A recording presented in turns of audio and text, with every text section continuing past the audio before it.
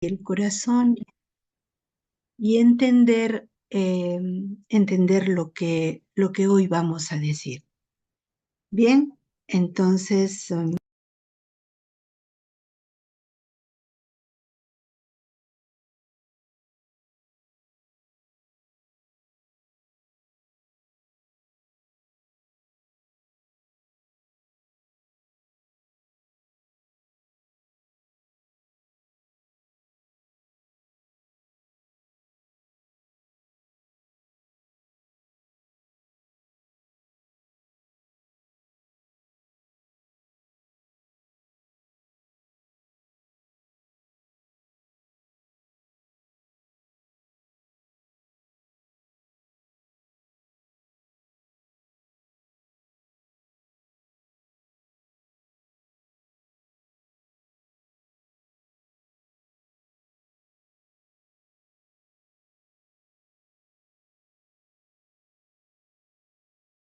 Buenas noches, no Hola, se escucha el agua.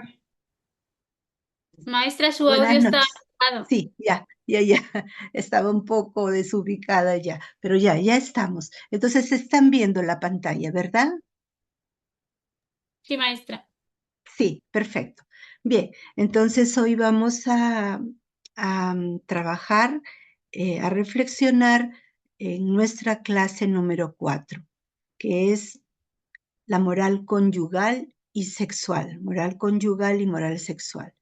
Eh, es un tema un poco espinoso, ¿verdad? Un poco difícil de tratar ahora porque el mundo, la sociedad nos está bombardeando con propaganda que nos invita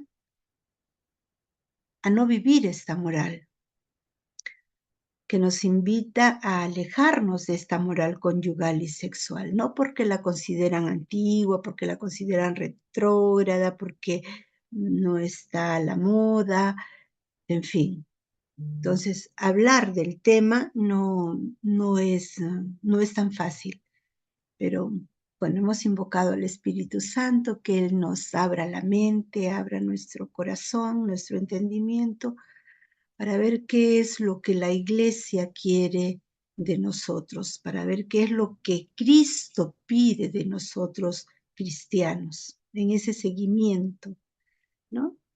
Bien, entonces, para esta clase, para este tema, hemos tomado algunos documentos de la Iglesia, como es la Humanum Vitae, que fue dada por Pablo VI, por el Papa Pablo VI, en 1968.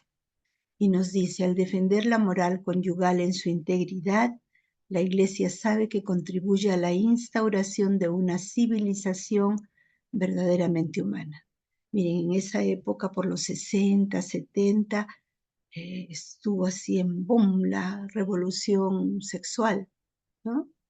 Entonces, valientemente Pablo VI saca, promulga esta encíclica y recibió muchas críticas, muchísimas críticas, ¿no? Pero bueno, ahí está un documento profético para nosotros. Bien, lo vamos a tomar. Luego también tenemos todas esas catequesis de Juan Pablo II sobre el amor, la sexualidad humana y el matrimonio, que se llama Teología del Cuerpo, ¿no? Fueron más o menos 129 catequesis impartidas por el Papa San Juan Pablo II entre el año 1979 y 1984, ¿no? Fueron 5 años donde todos los miércoles se hablaban temas sobre el amor, la sexualidad humana y el matrimonio, ¿no? Excepto el 81, creo que fue el atentado de Juan Pablo II, al Papa Juan Pablo II, y bueno, se dejó un tiempo, pero después se retomó nuevamente con esta teología del cuerpo, muy interesante, muy linda, muy humana, bien, vale la pena leerla. Luego tenemos también el Catecismo de la Iglesia Católica, No, Catecismo de la Iglesia Católica. El catecismo, no el compendio, sino el catecismo mismo, que fue promulgado oficialmente por el Papa San Juan Pablo II en el año 1992. Aquí también en la edición de este catecismo participó el que sería después el Papa Benedicto XVI. Luego dice, la moral conyugal se aborda de forma específica e intensiva en la tercera parte del catecismo, dentro del artículo dedicado al sexto mandamiento. El sexto mandamiento que nos habla de no cometerás actos impuros, ¿no? Bajo los números de estos números que tenemos acá. Bien, estos son los 3 documentos que vamos a utilizar para compartir, para reflexionar sobre este tema. Pero mire, para empezar a reflexionar sobre la moral sexual, sobre la moral conyugal, es necesario partir de un principio. Si no, no la vamos a entender. Partir de un principio, que es fundamental. ¿Y cuál es este principio? Es que el cuerpo tiene una dignidad. El cuerpo es sacramento. ¿Por qué? Porque el cuerpo es expresión de la persona y del amor de Dios. Partimos de ahí. El cuerpo es sacramento. Es sacramento. ¿Qué nos dice el Catecismo de la Iglesia Católica? Dice, fundamenta la dignidad del cuerpo humano en lo siguiente. El cuerpo del hombre participa de la dignidad de la imagen de Dios. Es decir, somos imagen de Dios. Nuestro cuerpo también es imagen de Dios y por eso tiene dignidad, ¿no? Somos alma y cuerpo.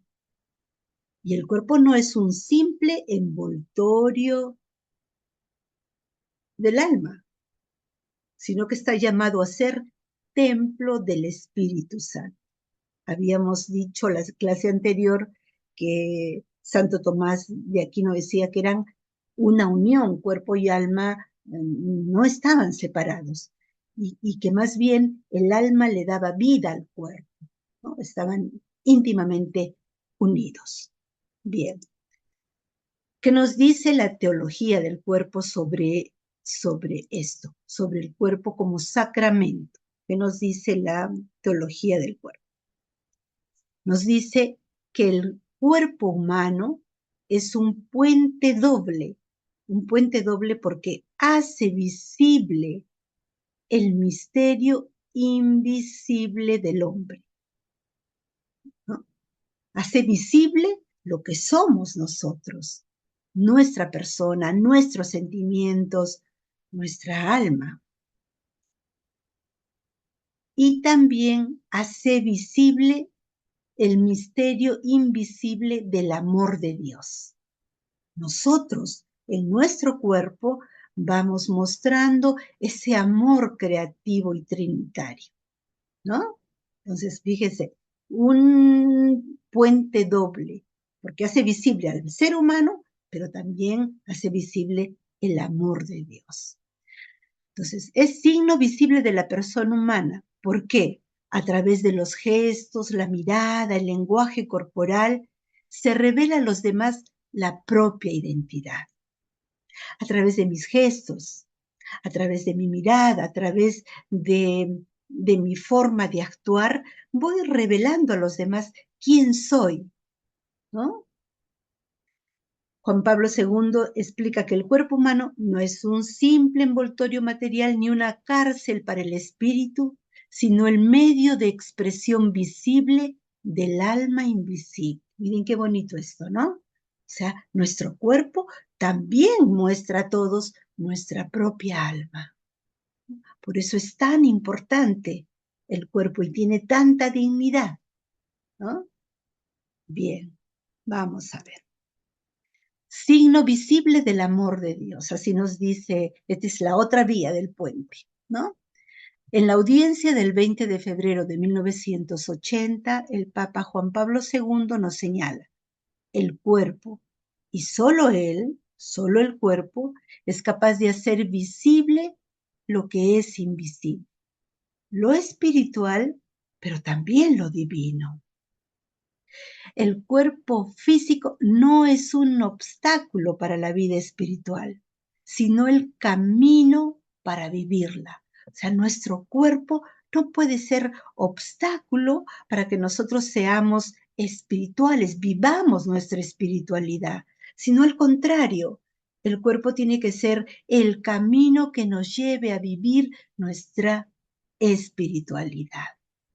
¿Por qué? Dice, porque con cada acto de servicio, cada abrazo de consuelo y cada sacrificio físico por el bien de otro, es literalmente el amor de Dios actuando en el mundo visible. O sea, cada vez que nosotros somos capaces de amar y mostrar ese amor en el servicio, en la ayuda, en la solidaridad a los demás, vamos mostrando cómo Dios ama al otro también a través nuestro. Dios va amando al otro, va sirviendo al otro. Es también un reflejo del Creador. El cuerpo humano fue diseñado para manifestar el misterio de Dios en el mundo visible. Juan Pablo II decía que el cuerpo es sacramento porque permite que el amor de Dios se manifieste a través del amor humano, ¿no? A través del amor humano. Bien, entonces el cuerpo humano nos dice la teología del cuerpo, el cuerpo humano no es solo biología, no solamente somos un cuerpo biológico, sino también este cuerpo tiene un significado teológico. Fíjese, un significado teológico. ¿Por qué? Porque el cuerpo refleja la imagen de Dios. Dios es amor y una comunión de personas. Padre, Hijo y Espíritu Santo. El ser humano fue creado hombre y mujer. Su diferencia física y su atracción mutua revelan que fueron hechos para vivir en comunión. Por lo tanto, el cuerpo es imagen de Dios, no solamente de forma aislada, yo soy imagen de Dios, pero también soy imagen de Dios en esa unión amorosa con mi cónyuge, en esa unión amorosa con las personas. ¿Bien? Luego el significado esponsal del cuerpo, ya habíamos hablado de eso también. La anatomía humana y la capacidad de unión física llevan inscritas un diseño claro. Fíjense, mi anatomía y mi capacidad física llevan en mí, llevan inscritas ya un diseño que Dios ha hecho para mí, ¿no? Un diseño claro. Entonces, el cuerpo masculino, femenino, están diseñados para encajar y complementarse. Esa es la unión conyugal, para encajar y complementarse. Esta configuración física demuestra que el ser humano no se basta a sí mismo, está hecho para esa entrega de amor, para ese don sincero de uno mismo. El cuerpo habla, mi cuerpo habla de la vocación humana al amor, a la entrega total y a la fecundidad, tres características de la unión esponsal, ¿no? Tres características del matrimonio, tres características del amor entre la pareja.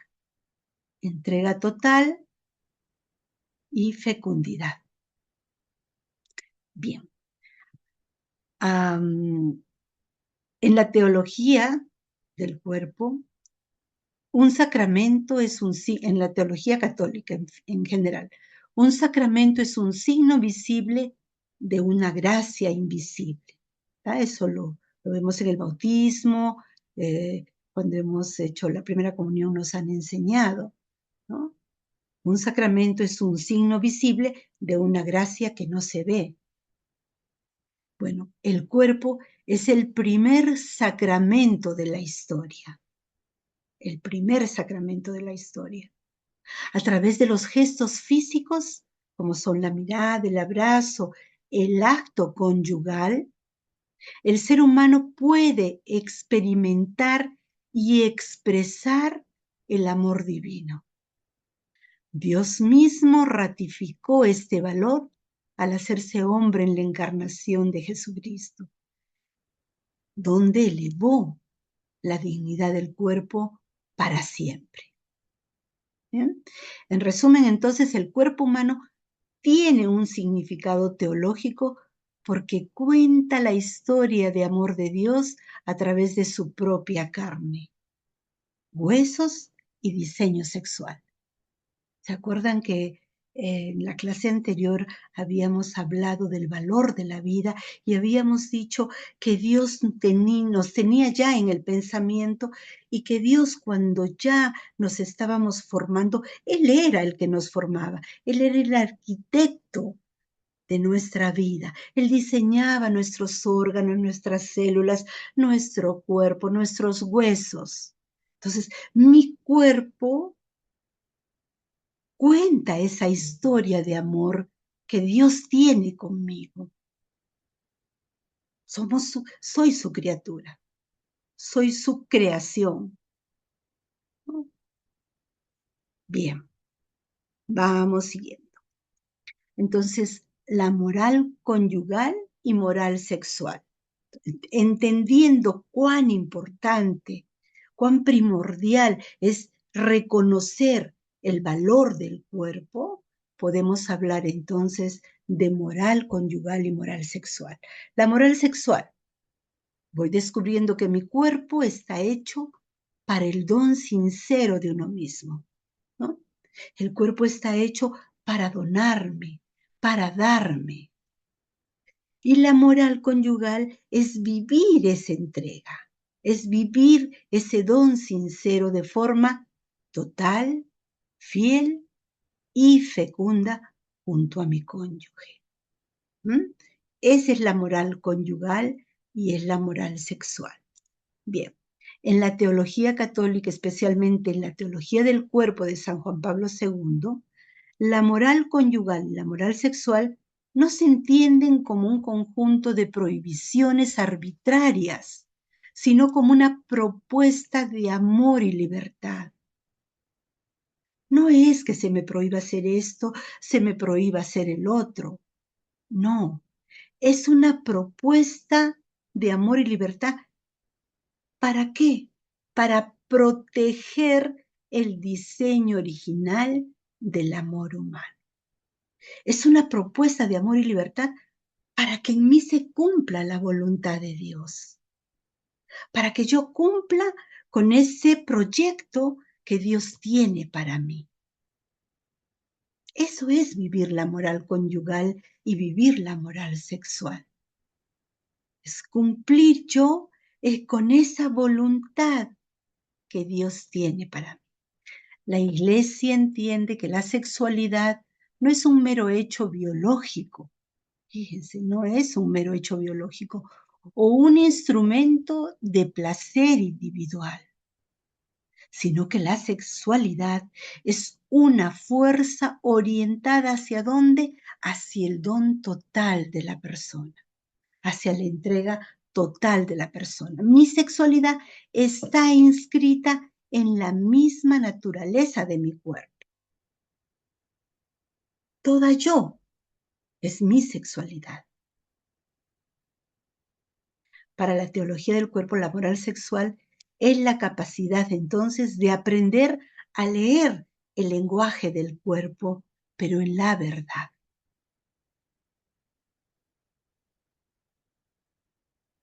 Ahora, ¿cuál es el significado entonces de la sexualidad para nosotros, cristianos, creyentes, para nosotros que seguimos a Cristo, para nosotros que estamos dentro de una iglesia, ¿no?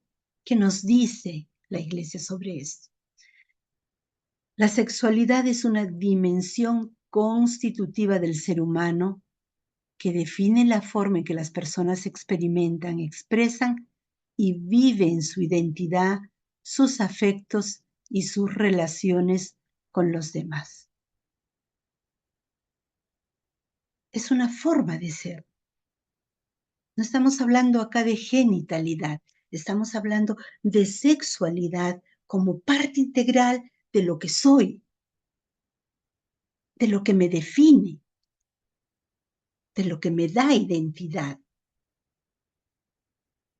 No se reduce únicamente a la genitalidad o al acto físico, sino que es el modo de ser.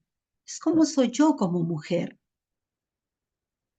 Yo actúo, yo vivo, yo pienso, yo amo como mujer. Entonces el modo de ser, de comunicarse y sentir en el mundo como hombres o mujeres. Esa es la sexualidad. Desde la fe católica, la sexualidad no es un simple impulso biológico, ni un mero instinto.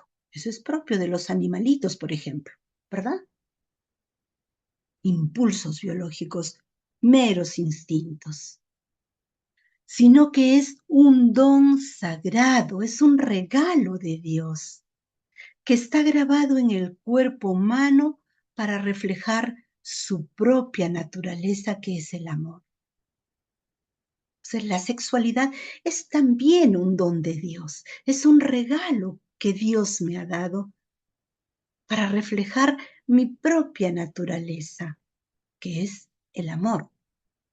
La Iglesia nos enseña que Dios creó al ser humano como hombre y mujer a su imagen y semejanza, haciendo que la sexualidad sea una dimensión bendecida. La sexualidad está bendecida por Dios y tiene un propósito trascendente, porque a través de ella yo también manifiesto a los demás quién es Dios, manifiesto el amor de Dios, y en el acto conyugal yo también colaboro con Dios en la creación, ¿no? Bien. ¿Qué nos dice la encíclica Humanum Vitae? Define la sexualidad como un don divino, un regalo, diseñado para expresar el amor conyugal total y transmitir la vida humana. La Humanum Vitae no ve la sexualidad como un proceso biológico nada más o un medio de placer, sino como el lenguaje corporal del don mutuo entre los esposos. Para que la sexualidad sea plenamente humana, debe responder a las características del amor verdadero dentro del matrimonio. Bendito por Dios, ¿no? De ese amor que es bendecido por Dios. Humano y sensible, ¿no? Es al mismo tiempo espiritual y corporal. Debe ser total.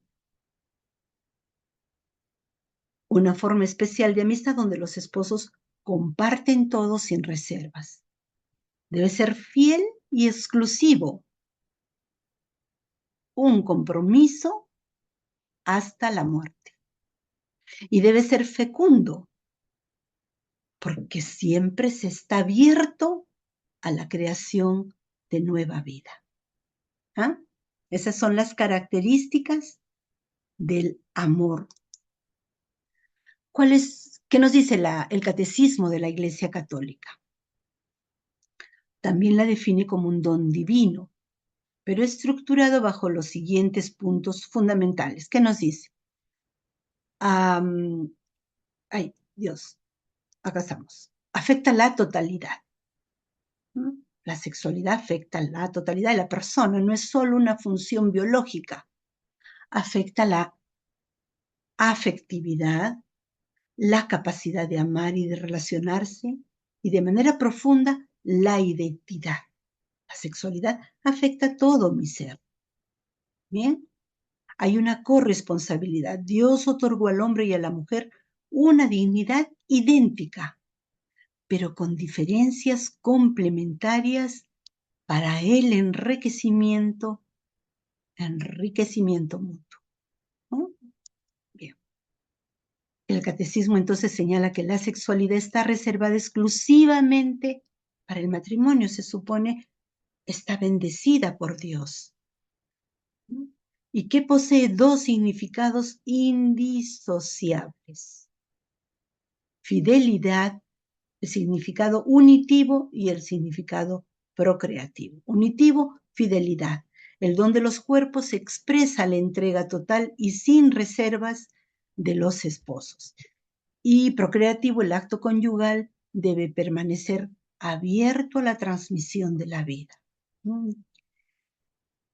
Pero el catecismo también nos dice que hay ofensas a la dignidad sexual y son individuales, exteriores, como son la masturbación, la pornografía, la prostitución, la violación. Son ofensas a la dignidad sexual. Todos estos actos lastiman nuestra dignidad, vulneran nuestra dignidad, esa imagen de Dios, esa semejanza de Dios. Las relaciones prematrimoniales, porque no están benditas por Dios y porque no tienen compromiso, porque no hay un compromiso. El amor es compromiso. Y contra el vínculo nupcial, como son el adulterio, el divorcio, la poligamia, la unión libre, todas estas son ofensas contra la dignidad sexual. Ay, Dios mío, ya me perdí. Bien, que vamos a la teología del cuerpo. Bueno, acá hay algunos conceptos de diferentes divulgadores de la teología del cuerpo. Personas estudiosas de esta teología y que van divulgándola a través de charlas, de libros, etcétera, etcétera. Nos dicen, la sexualidad es un camino de autoconocimiento, sanación y una vía para aprender a amar mejor.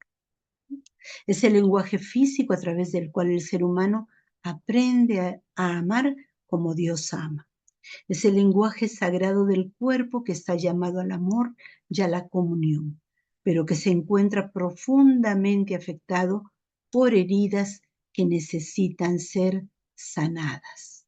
Muchas de estas ofensas a la dignidad sexual se dan porque nosotros estamos llenos de heridas que no hemos sabido sanar, que necesitan ser sanadas.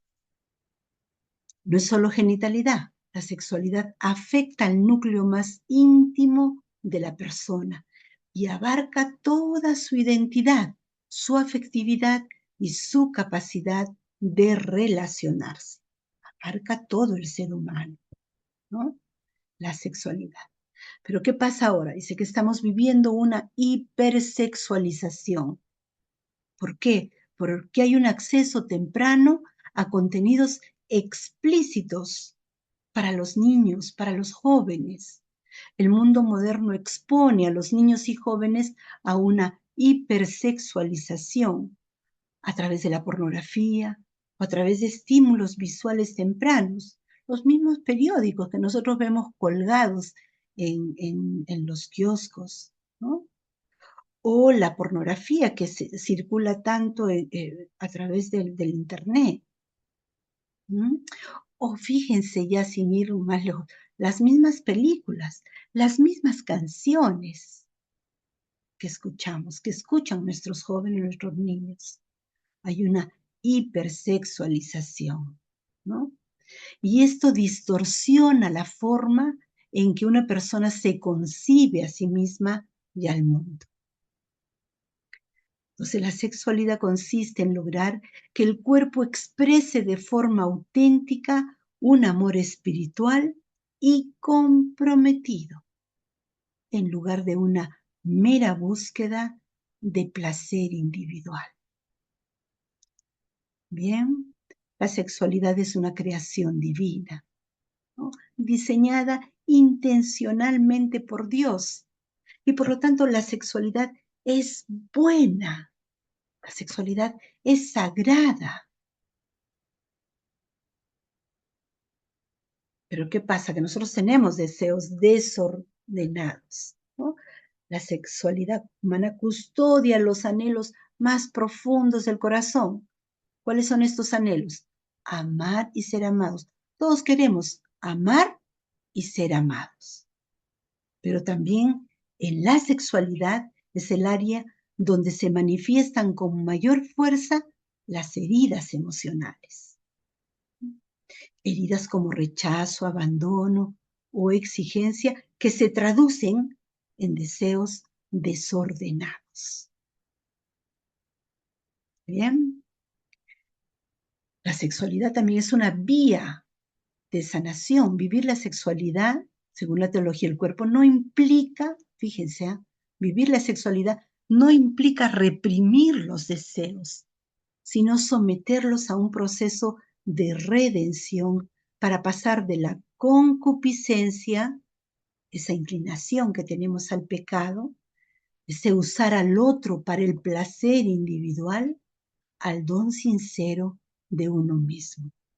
Y para eso hay que redimir la mirada. Habla de la redención de la mirada. La teología del cuerpo reconoce que el pecado original introdujo la concupiscencia, el deseo de poseer y usar al otro como un objeto para el placer propio. Sin embargo, propone, ¿no? La teología del cuerpo nos propone que a través de la gracia de Cristo es posible redimir la mirada, redimir mi mirada, pasar de ver al otro, de ver el otro cuerpo como un objeto de consumo, a verlo como una persona digna de ser amada por sí misma. Limpiar nuestra mirada. Ese es uno de los grandes problemas. Limpiar, necesitamos limpiar esa mirada para que sea una mirada pura, ¿no? Promueve la castidad no como una prohibición, sino como una virtud transformadora que protege el amor y permite que las relaciones interpersonales maduren sanamente. No sé por qué me estoy yendo yo tan rápido. Sí, pues. Ya, pero regreso, no se preocupen, regreso. Bien, entonces, dice, ver el cuerpo como profeta, así nos enseña la teología del cuerpo. Dice, cuando la libertad y la sexualidad se viven bajo esta luz que nos da la teología del cuerpo, el cuerpo se convierte en un profeta que anuncia el plan de Dios. Mi cuerpo va anunciando el plan de Dios. Y en el matrimonio el acto sexual es visto como una liturgia, donde los esposos expresan con sus cuerpos lo que prometieron con sus palabras. Una entrega total, fiel y fecunda. Incluso en el celibato o la soltería, el cuerpo sigue siendo sacramental porque manifiesta que la persona pertenece a Dios y está llamada a una entrega espiritual. Entonces, la atracción sexual no busca solo placer, sino que esconde el deseo de la plena donación de sí mismo. Miren, acá vamos a ver. Christopher West es norteamericano, es un divulgador, primer divulgador, gran divulgador de lo que es la teología del cuerpo, ¿no? Y él hace analogías muy simpáticas. Él, mire, profundiza en el significado de la sexualidad a través de los siguientes enfoques clave.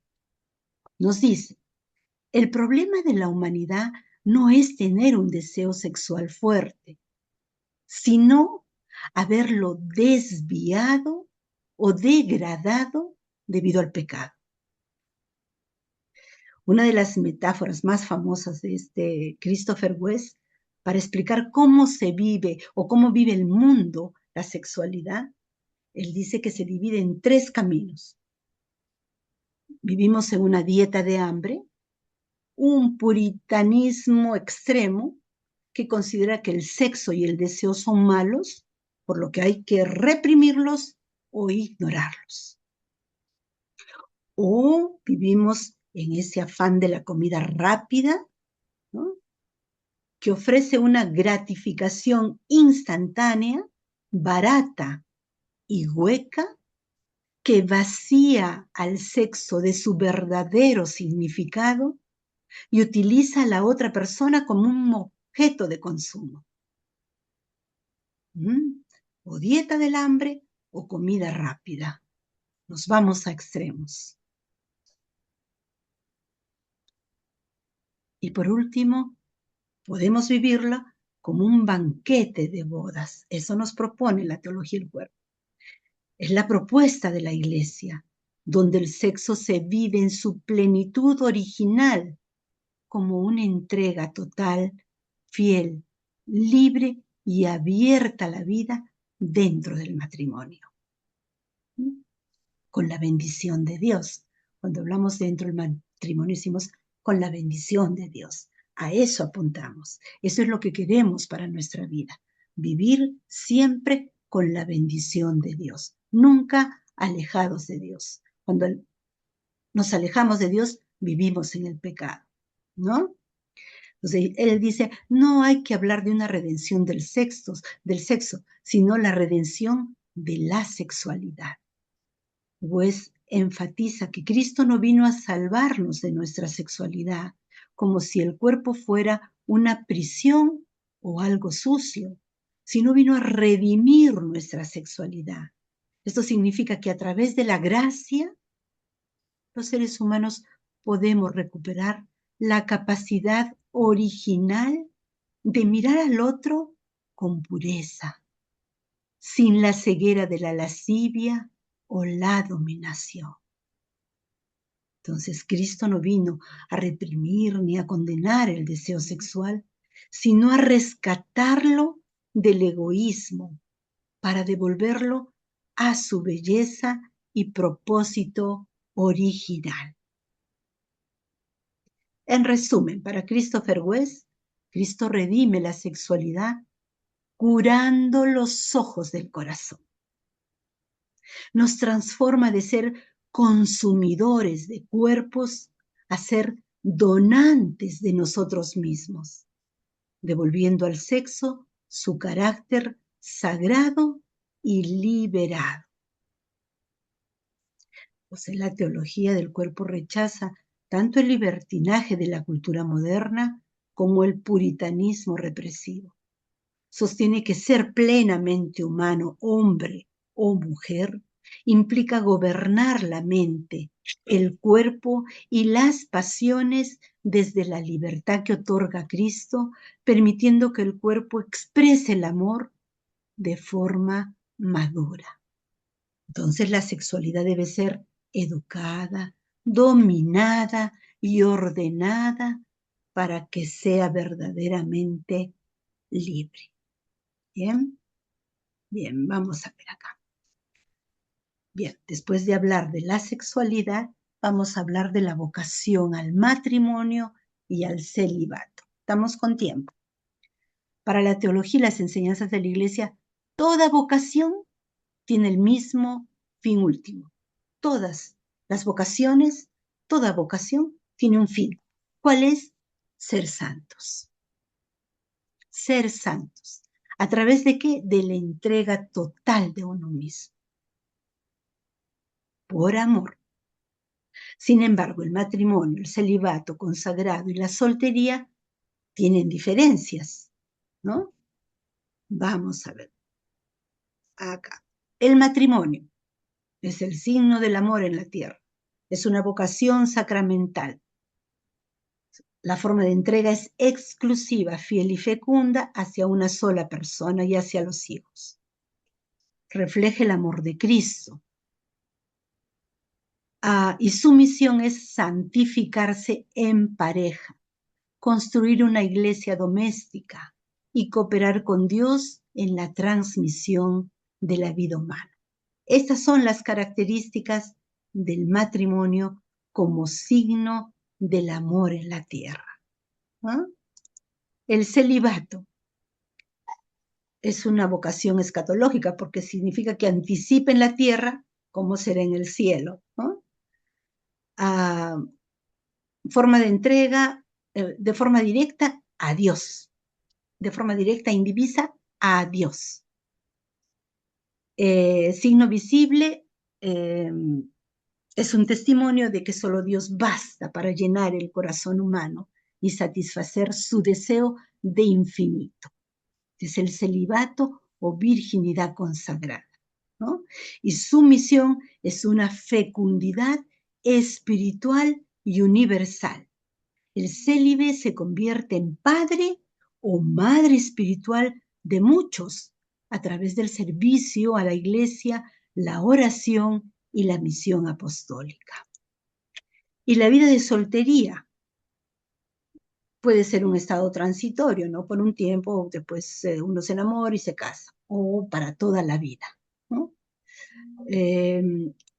Manifiesta también la presencia de Cristo en las estructuras seculares cotidianas, en el trabajo, en la política, en el arte, en la ciencia, está en el mundo, ¿no?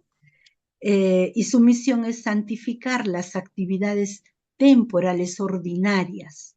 Su fecundidad se expresa en la generosidad, el voluntariado, el apostolado y el apoyo solidario a quienes le rodean. Desde las tres formas de vida son fecundas. En las tres hay fecundidad.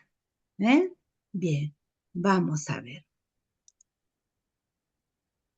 A ver, un resumen, vamos a hacer acá. San Juan Pablo II explicaba que el matrimonio y el celibato no se contradicen, sino que se iluminan mutuamente. El matrimonio protege al celibato de convertirse en simple egoísmo, recordándole que la vida humana es siempre para la entrega. Y el celibato protege al matrimonio de convertirse en un ídolo, recordando a los esposos que su unión terrenal es hermosa, pero que el destino definitivo de ambos es Dios. Es Dios. Bien, bien. Ahora vamos a hablar dentro de esta moral conyugal y moral sexual de la virtud de la pureza. Todavía tenemos unos minutos, estoy mirando el reloj para no pasarme. Bueno, la virtud de la pureza, la educación del deseo. Para vivir esta virtud de la pureza es tan importante la educación del deseo y la integración de la afectividad en la familia. La pureza no es una simple negación o represión, sino la afirmación positiva de un amor auténtico, ¿no? Entonces, la pureza no es negación o represión, sino afirmación de un amor auténtico.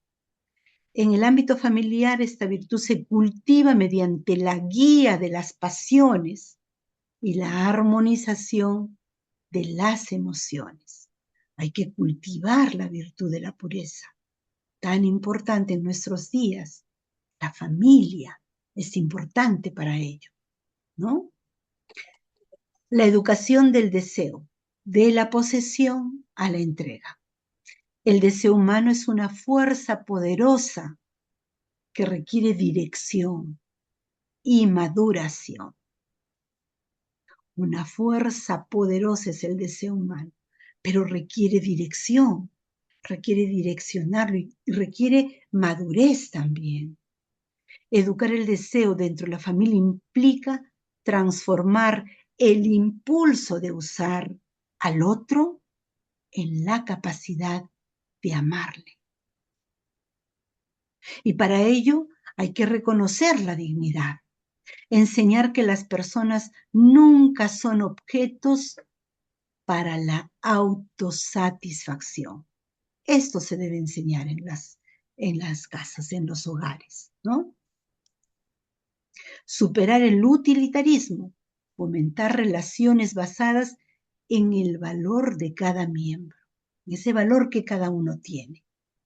Cultivar la templanza, Aprender a moderar los impulsos para proteger el bien de todos. Aprender a moderar mis impulsos para proteger el bien de todos. Fijar metas elevadas, orientar los deseos hacia la belleza, la verdad y el servicio. Practicar la espera, mire, tan importante. Practicar la espera. Desarrollar la paciencia frente a una cultura que nos habla de gratificaciones instantáneas.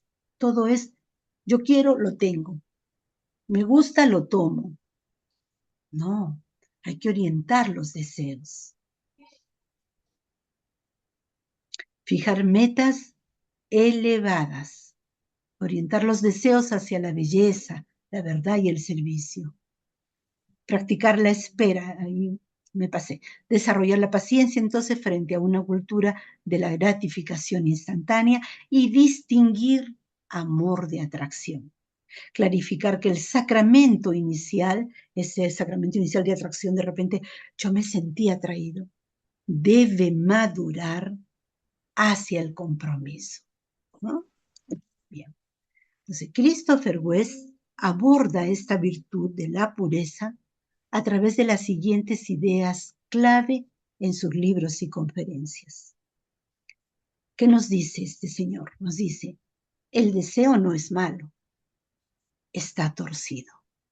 Así vivimos el deseo en este tiempo, torcido. Dice, el eros hacia el cielo. West afirma que Dios nos creó con un hambre profunda de unión y amor. El problema entonces no es el deseo en sí, sino que tras el pecado original, ese deseo se torció hacia el egoísmo y la lujuria. Ese deseo, que puede ser un deseo hacia el bien, ¿no? Se torció con el pecado hacia el egoísmo y la lujuria. Es lo que vivimos ahora en la sexualidad de nuestro tiempo. Egoísmo y lujuria.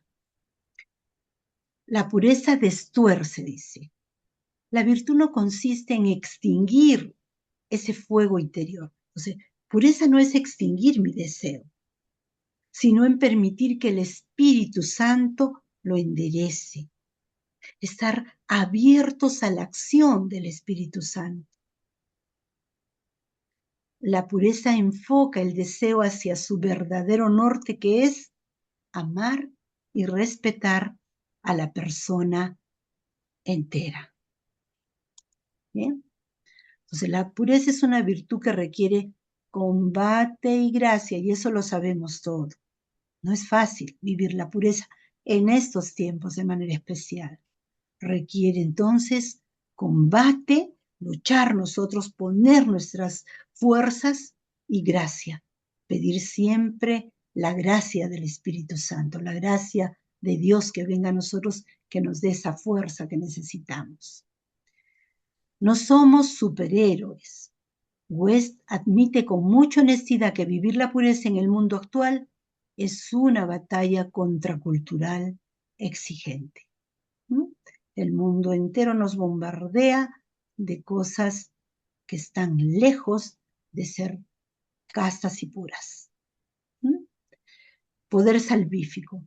Explica West que nadie logra ser puro solo con fuerza de voluntad. Es decir, no puedo decir, sí, yo quiero, yo voy a ser yo, mi fuerza de voluntad.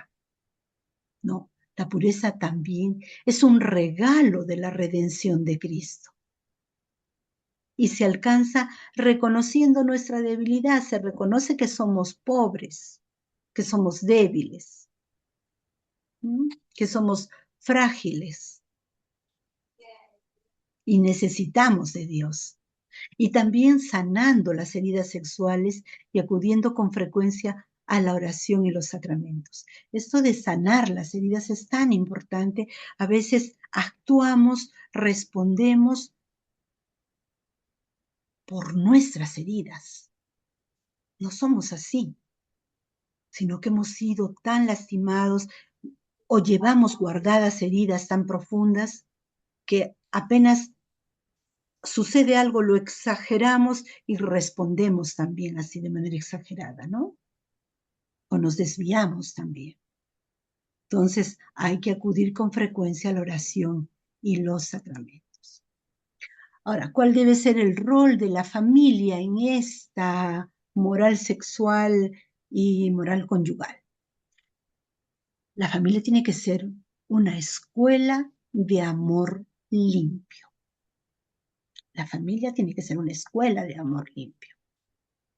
Los padres son los primeros y principales educadores de la afectividad. El clima del hogar determina la visión que los hijos tendrán del amor y de la sexualidad. Como yo vivo en mi hogar, así yo me voy formando ideas, ¿no?, de lo que es afuera. Debe sanar la mirada. La familia debe ser una escuela de sanación de la mirada. Vivir el testimonio conyugal. Los hijos aprenden más de la forma en que sus padres se tratan, se respetan y se perdonan que de los discursos. El testimonio es tan importante, por eso es tan importante que las diferencias que puedan haber entre los esposos se traten privadamente, con madurez, y no que se expongan los hijos a esto, porque ellos van captando, van bebiendo todas esas situaciones. El amor visible entre los esposos es la primera lección de sexualidad sagrada. El amor visible entre los esposos es la primera lección de sexualidad sagrada. Hay que superar el miedo y el tabú. Los padres deben sanar sus propios complejos o visiones puritanas. Si la sexualidad es vista como algo sucio o prohibido, los hijos van a buscar respuestas fuera del hogar.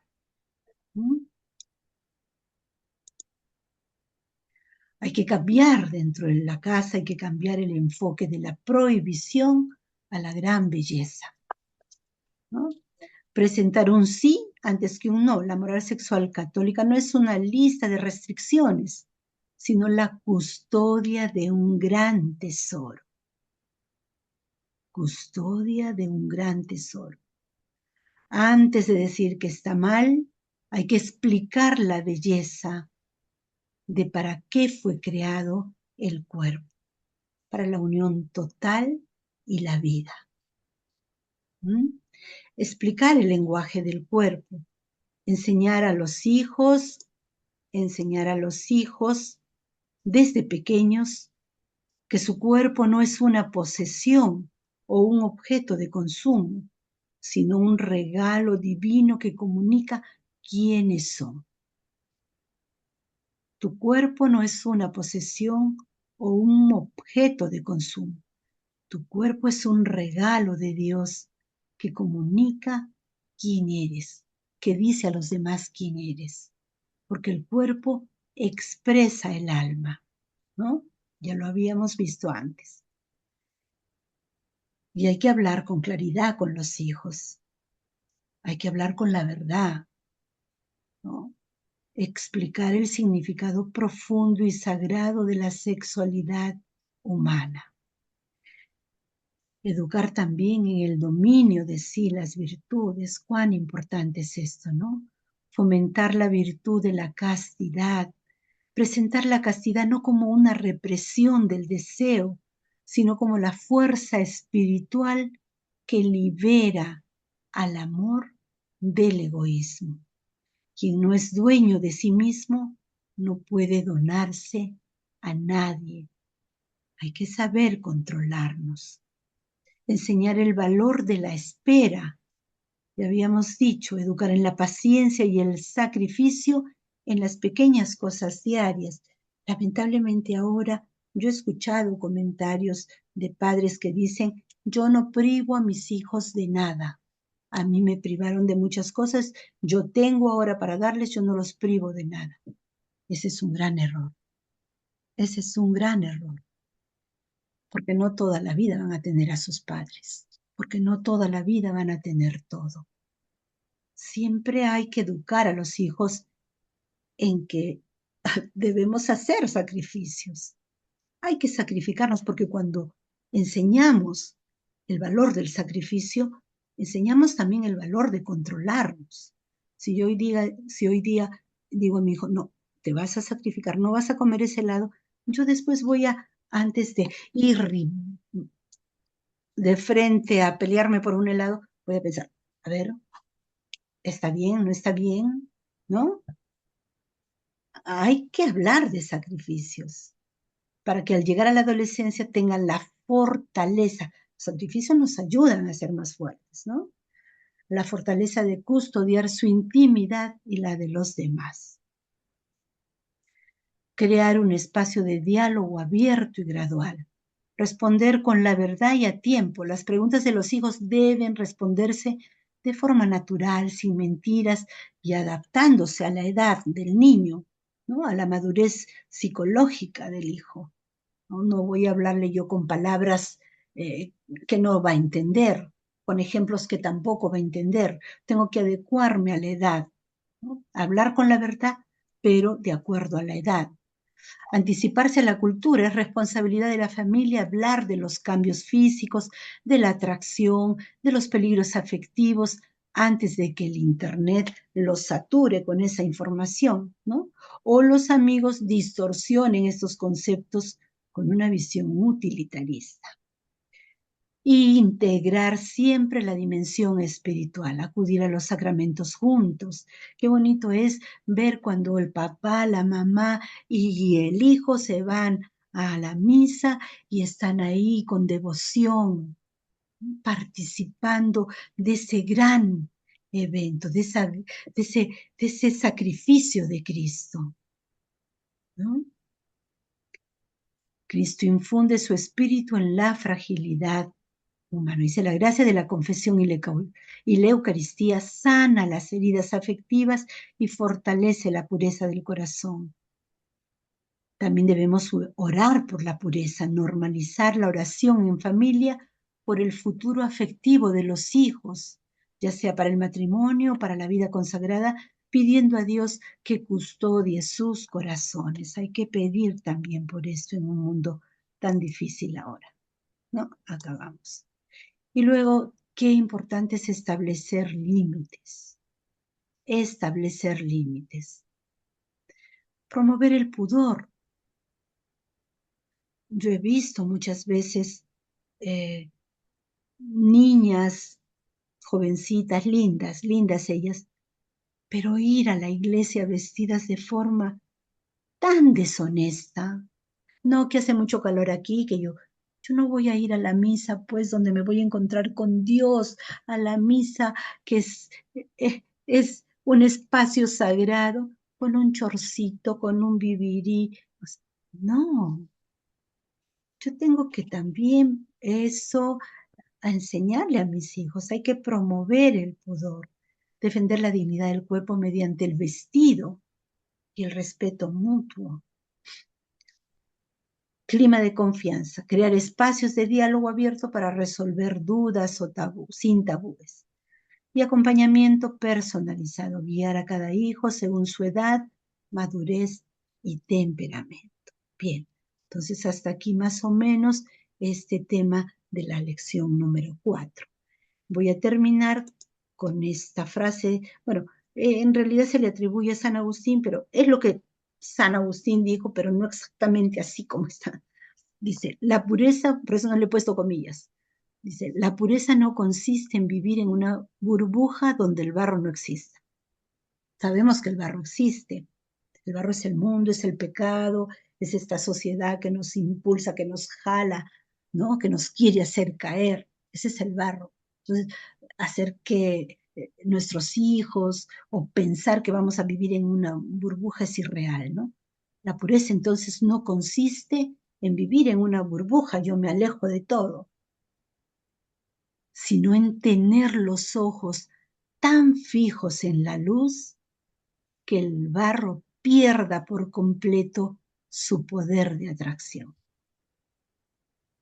Esta es una flor de loto una flor de loto que nace bellísima, bellísima, en medio del barro, porque fija su mirada en esa luz que la hace crecer. No importa el barro, ella crece, ¿no? Bien, entonces hasta aquí, queridos alumnos, el, el tema de hoy. Solamente van a tener una pregunta para que no digan que les dejo mucho trabajo, ¿ya? Una pregunta que se las voy a dejar mañana, o se las voy a poner en la plataforma. Bien, hasta aquí alguien quiere compartir. Hermanita, buenas noches. Buenas noches. Hermanita, quisiera un poquito tocar este temita que hablaste respecto a las heridas. Y en verdad es un tema bastante amplio, bastante que reflexionar y que trabajar. Mira, tengo el testimonio de una alumna ya hace muchos años me hizo recordar de cómo ella desde su niñez ha venido sufriendo precisamente los malos ejemplos, ¿no? De los padres en cuanto al cuidado del cuerpo y a la sexualidad. Y ella me comentaba de que de niños con su hermano menor o mayor, 3 años mayor que ella, o sea, jugaban al papá y a la mamá, pero teniendo, o sea, intimidad entre ellos, pues, ¿no? Y eso lo han venido repitiendo como que hasta los 10 años por ahí, hasta que después ya no, ¿no? Pero ha quedado tan marcada esta alumna de que ya como que un descontrol en cuanto al manejo de su sexualidad. Era tan jovencita, 14 añitos, pero ya como que le encontró el gusto, por decirlo así, ¿no? Pero no se sentía bien, ¿no? O sea, cuando ella se abre y me cuenta, o sea, a mí mismo, o sea, es fuerte, ¿no? Y a veces en ese momento, ¿cómo, cómo ayudarla, ¿no? Y el caso de ella también, o sea, ese es el de muchos, ¿no? O sea, estas heridas se están reflejando quizás más fuerte hoy en día con nuestros jóvenes, que lamentablemente todo es a favor del libertinaje sexual, pues, ¿no? Entonces hay como que una desprotección bárbara desde el hogar, porque el hecho también de vivir con los padrastros, y los padrastros también que no respetan a veces los espacios, no todos, obviamente, o sino también donde desde ahí son violentados sexualmente y crecen en el silencio, ¿no? Y no dicen y no se hace. Entonces, hablar con ellos de este valor, de este cuidado del cuerpo que debería de ser, ¿no? Para ellos, a veces resulta un tremendo desafío, ¿no? Un tremendo desafío porque la familia, la sociedad, la música que predomina en ellos, este reggaetón, ay, que con letras más horribles, y tremenda tareita que tenemos nosotros para trabajar en ellos ese amor, ¿no? Ese amor propio y ese cuidado del cuerpito, hermana. Eso quería comentar, ese relatito de esta alumnita que me quedó muy marcado, obviamente. Muy bien, muchas gracias. Gracias por tu comentario. Dos cositas, miren, es cierto, las situaciones personales, familiares, son diferentes, ¿no? Y de repente toca a los profesores un poquito conocer, o a los mismos catequistas, o a los vecinos, de repente, ¿no? Conocer de estas situaciones tan difíciles. Estamos en la obligación de ayudar. Si no son los padres, nosotros estamos en la obligación de ayudar. La teología del cuerpo nos ayuda a reconocer estas heridas. Hay todo es que son 129 catequesis tan ricas, tan profundas, que nos ayudan a meditar sobre estas heridas que tenemos todos, todos, todos, todos, unas u otras, pero todos tenemos. Y cómo ponerlas en las manos de Dios. Pero también hay heridas que se pueden sanar. Cuando uno tiene la fe suficiente, se pueden sanar. Pero hay heridas que necesitan también un acompañamiento profesional. Entonces, Qué bueno es que los colegios tengan psicólogos, tratar de por ahí orientar, porque no es fácil, no es fácil, no es fácil. Si tú no sanas de tus heridas, tu vida va a ser un continuo herir a los demás. ¿Bien? Entonces, uno tiene que sanar para aprender a perdonar. Uno tiene que sanar para aprender a amar. ¿Mm? Si no sanamos, vamos a seguir en círculo con todas estas situaciones difíciles, ¿no? Entonces, en la medida de nuestras posibilidades hay que tratar de ayudar. Uno es, como les digo, ofrecérselo todo a Dios, porque Dios es todopoderoso, Dios es capaz, pero hay situaciones extremas donde hace falta también un profesional que ayude. ¿Bien? Suerte. ¿Alguien más que quiera alguna? Sí, profesora Mariví, le habla Luis Sí. Mesa de Oxapampa. ¿Cómo está, profe? En el Génesis, Dios creó al hombre, al ser humano, hombre y mujer, para que estén unidos y pueblen la tierra, ¿no es cierto? Pero ahí hay un tema que tendríamos que manejarlo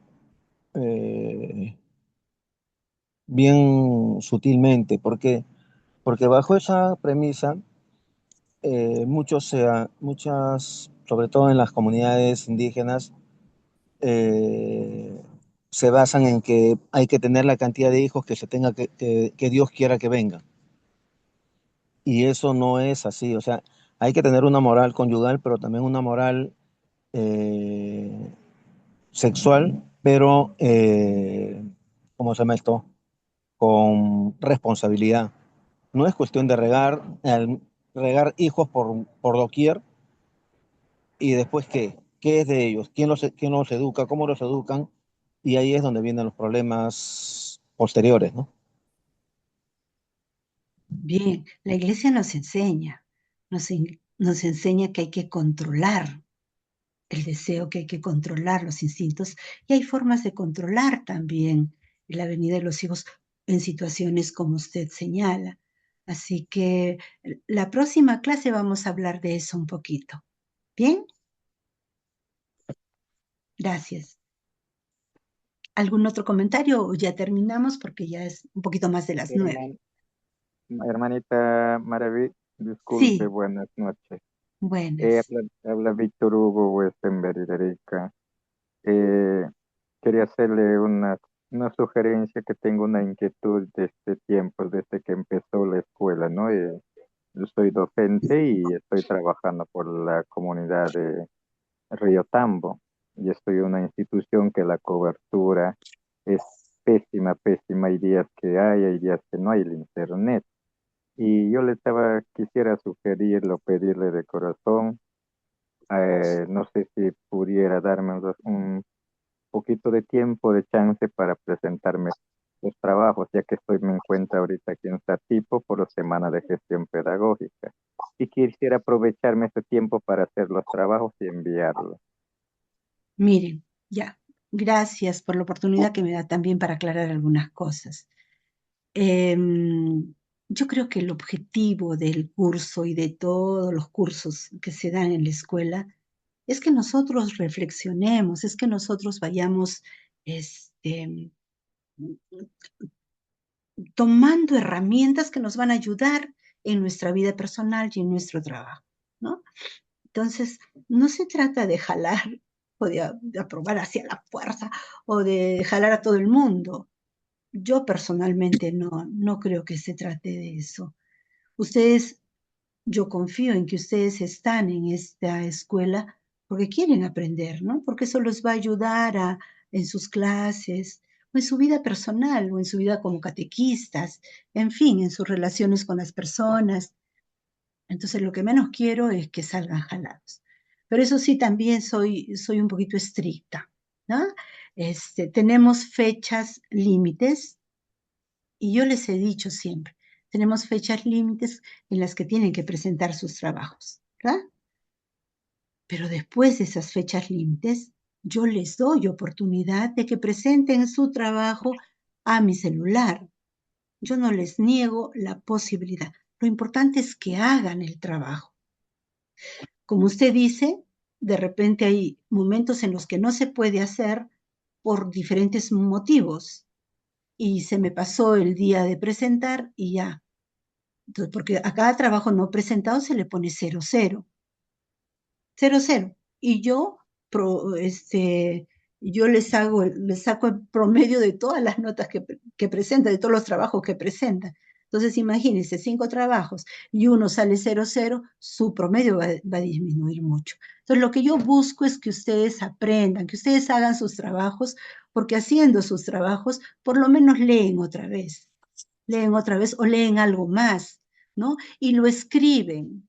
No utilicemos mucho la inteligencia artificial porque no siempre nos dice la verdad, ¿no? Y porque nos niega la posibilidad de que nosotros vayamos meditando. Casi las preguntas, esta pregunta que les estoy haciendo es reflexión, es reflexiva, ¿no? Entonces, no necesitan la inteligencia artificial. Y yo noto cuando son trabajos hechos a mano, hechos, no a mano, sino hechos con sus propias palabras, de lo que han entendido. Y eso me parece muy valioso, ¿no? Entonces, no se trata de tener notas altas, sino de aprender, de que nosotros podamos reflexionar un poco sobre todos estos temas. Estamos hablando de moral, ¿no? De moral, fíjense. Bien, entonces, Víctor, lo que te digo es lo siguiente. Puedes presentarme tus trabajos. No vas a tener las notas que podrías haber tenido presentando a la fecha, ¿no? Porque los que presentan hasta el día que se señala tienen una nota más alta, definitivamente, porque se han preocupado, en fin. Los que presentan después, y les estoy dando la posibilidad de que presenten desde sus primeros trabajos, ¿no? Me los pueden mandar a mi teléfono, no hay ningún problema. A mi WhatsApp me los mandan, yo los voy a calificar. Con notas menores, ¿no? Porque lo están presentando a destiempo y porque no es justo para los que presentan en su hora, en su tiempo y todo lo demás. Pero no los voy a desaprobar si veo en ustedes esa intención y ese deseo de cumplir, aunque sea tarde, pero cumplir, ¿no? Pero me gusta que me hablen así como usted, con sinceridad.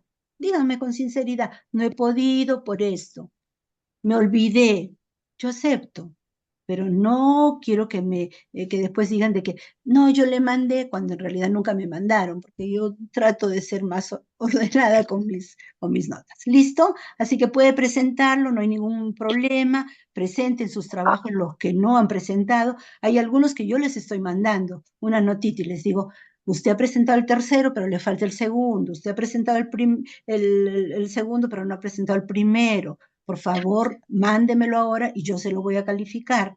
Pero lo que menos quiero es que me desaprueben, es lo que menos quiero, ¿ya? Lo que quiero, y yo creo que es el deseo de todos los profesores, es que aprendamos, que reflexionemos juntos. Estos temas son difíciles, son espinosos, no son fáciles de hablar así. Pues si podemos hablarlos ahora y luego meditarlos un poquito y de repente repasarlos. Yo les mando a la plataforma lo que doy y trato de, incluso en las diapositivas, poner todo lo que yo creo.